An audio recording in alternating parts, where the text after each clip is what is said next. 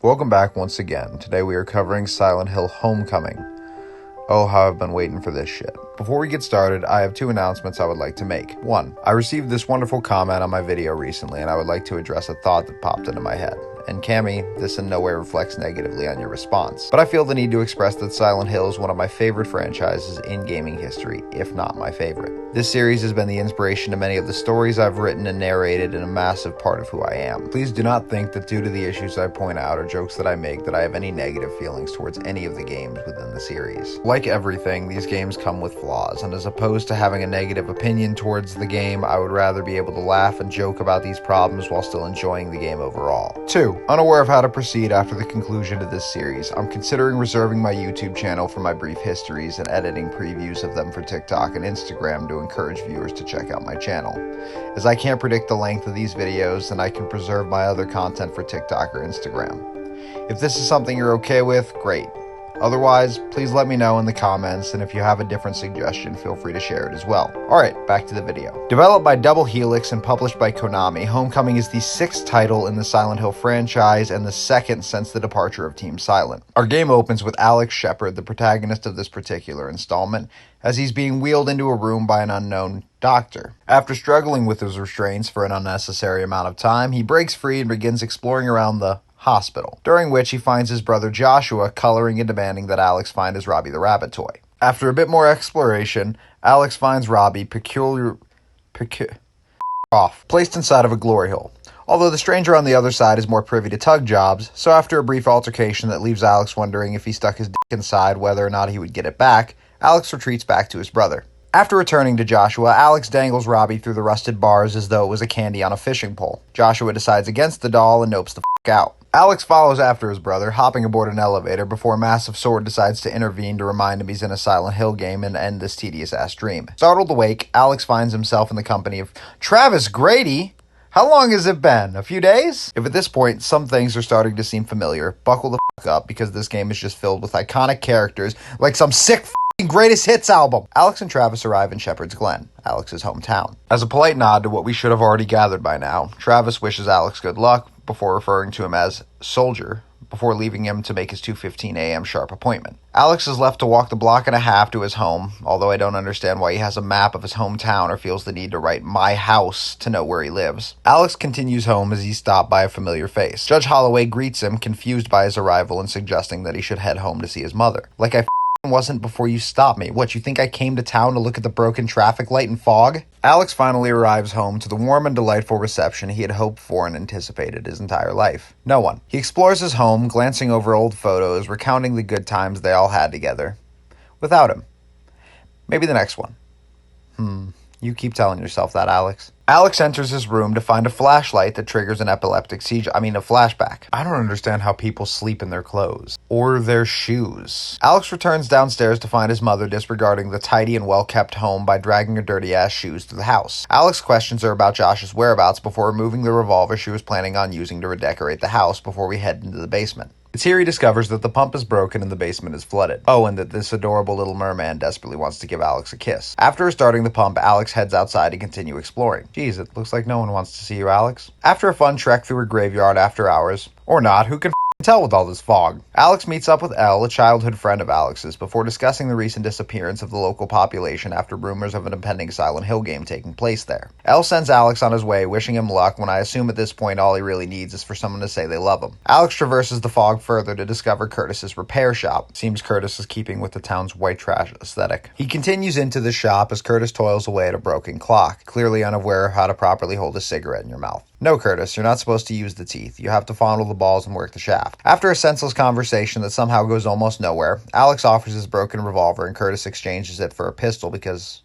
well, yeah, I guess. Alex makes haste back to the cemetery where he discovers a watch inside of a child-sized coffin. Off topic, but isn't that a bit more morbid if they had just put a child in a regular-sized coffin? It's premeditating the assumption that a child will more than likely pass away and therefore we have coffins to fit. Moments later, Alex is overcome by a blare of a billion SoundCloud rappers. Or sirens, same thing, as he falls unconscious. He wakes to find himself in the neighboring town of Silent Hill. Soon after, he finds his brother, whom is actively dodging him like a man in a windowless van offering free back rubs. Alex attempts to follow after his brother before running into Pyramid Head, now referred to as the Boogeyman, a choice by his PR team as an attempt of rebranding in hopes that the fans will forget and look past the negative publicity surrounding James and Mary. After his encounter, we are introduced to Sam Bartlett, the town's mayor and another ancestor of the town's original founders. After a pointless exchange in which Sam gives Alex vague and indirect answers as to not spoil the plot. Side note, what's the point of these multiple choice questions if we're forced to run through all of them and they in no way affect the conclusion of the conversation? You might as well have offered me the option to attempt to save anyone I encounter, but regardless, they still die. A monster appears and proceeds to squish Sam. Really? You couldn't have shown up like 10 minutes earlier? After defeating the monster, Alex is transported back to Shepherd's Glen. He wakes in the care of Deputy Wheeler, the right hand of Alex's father, Adam, and the only black character in the series up to this point. I misspoke about the DJ and my character analysis for Alex, which, considering no one's called me out for it, I'm inclined to take it as a win. I would call it an impressive milestone for Silent Hill, but due to how long it took and how far we've made it into the series up to this point, not really. After an intense and possibly racially motivated grilling in a predominantly white town, one mention of monsters convinces Wheeler to immediately drop all suspicion of Alex and free him before— Jesus Christ, what the hell is that? Is that a pendulum with teeth? Is that a land hammerhead shark? Before giving Alex his weapon and giving Alex the chance to escape. Outside, he meets Elle before being pursued once more, and the two flee into the sewers. I don't know if you've ever moved a sewer grate, but it's not that easy. During their time exploring the sewers, Alex and Elle are separated. Yeah, she's probably okay.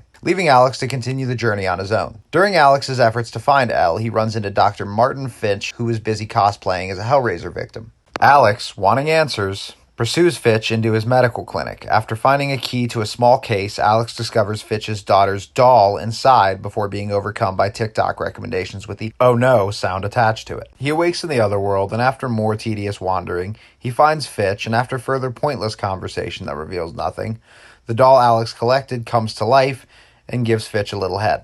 Alex defeats the monster and is transferred back to Shepherd's Glen where— seriously, Alex? In a little girl's room?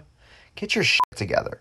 Where he discovers a key with a symbol that he recognizes from Town Hall. After finding out that the key unlocks a secret passage that leads to a sacrificial blade, he remembers his father's workshop and also that his family never loved him, and why did he even come back? Oh yeah, Josh. Moving on. Back at his family's home, he uses the dagger to unlock his father's workshop and find a key leading him to the attic, referred to here as attic key. There, he discovers another room along with a flashback that he took no part in, so how could he possibly remember it, in which his dad gives his brother a special ring and family heirloom. What a tender moment that Alex was excluded from. After confronting his mother about Silent Hill, the town's secrets, and his dad's trip to Silent Hill, they are interrupted by members of the Order who take Alex's mother before the house is thrown into the other world. Alex eventually escapes the grasp of the other world and is greeted by Elle. They share a warm embrace before Wheeler contacts via radio and the group decide to venture to Silent Hill. During a painfully uncomfortable boat ride, Elle and Wheeler are kidnapped by hazmat pirates before Alex is thrown overboard and washes up on shore of Silent Hill. Alex recovers to find Wheeler communicating via radio to let Alex know that Elle and himself have been taken to Overlook Penitentiary. Alex searches the prison to find Wheeler, who informs him that him and Elle were separated, but he overheard of a woman being taken elsewhere. Alex and Wheeler pursue the lead, only for Wheeler to suggest splitting up after Wheeler realizes that they're really only interested in Alex and he can get away relatively unscathed.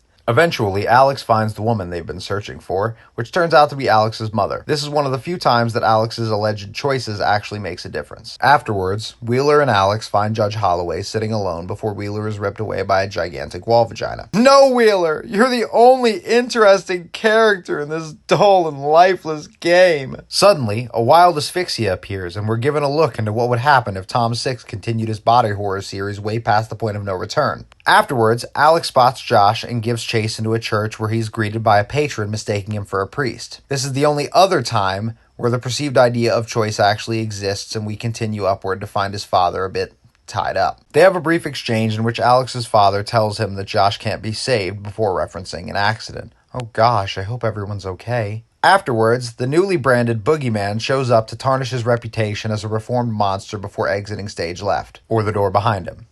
You got what I meant. Alex, quick, grab some duct tape. We can fix it. A further pursuit for answers drives Alex into an elevator with Curtis before Curtis knocks Alex unconscious. Alex comes to as he's being dragged down a hallway. Sometime later, he wakes in the care of Judge Holloway, rambling about some pact with the town's founding members. Honestly, I fell asleep and I didn't feel like returning. Alex rebuttals by introducing her to a whole new difficulty to eating soup. Alex finds Elle being tortured by Curtis before Alex breaks in to save the day. They both escape and discover Wheeler bleeding out from his injuries. Jesus Christ! Was Wheeler just that resilient, or was this a crime of passion? Is this even a question? Unless you're going to be the world's biggest sack of dicks, why would you not save him? Alex tells Elle to continue on, as it's still up to Alex to save Joshua. Oh, never mind, because it turns out Joshua is dead. In fact, he's been dead the entire time. Exposition! So the founding forefathers and mother of the town were originally members of the Order. Wanting to forge a new life for themselves, they left and formed a pact with their god to sacrifice one of their children from each family every generation. Alex was meant to be sacrificed, but the pact was broken one night when Alex decided to take Josh on a moonlit boat ride, which turned into an altercation which Josh fell backwards, breaking his neck and falling into the water. Afterwards, the town went into decline, Alex went into a mental ward, and I went into a fit of rage when I remembered I paid $50 for this game. After this point, Alex is left to fight a monster referred to as Amnion, a monster representing his brother, if his brother was in his third trimester and pissed. After this, you will be greeted with one of 5 endings, 6 if you count a bonus scene you'll get for collecting the photos throughout the game. Once again, I want to reiterate that I don't hate any of the games within this series. They all have incredible features, storylines, monsters, and elements that they bring to the table. I won't say I can't find faults in them, but the same thing could be said about any game. I think the only real problem is that somewhere we got lost in what Silent Hill was really about. Whether it's a tormented girl betrayed by her mother, a psychotic serial killer attempting to bring back his mother, or a small town's dark secret, Silent Hill is about the mystery, the adventure, and the discovery of new horrors that lie within our mind. Please, if you haven't already, check out Nitro Rad and Grand Gaming channel for their wonderful takes on the series, and if you haven't, please subscribe to my channel on YouTube, or follow me on TikTok and Instagram. My links are either in the description or on my page. Let me know what series you want me to cover next, and thank you so much for watching, and I'll see you guys next time for Silent Hill: Shattered Memories.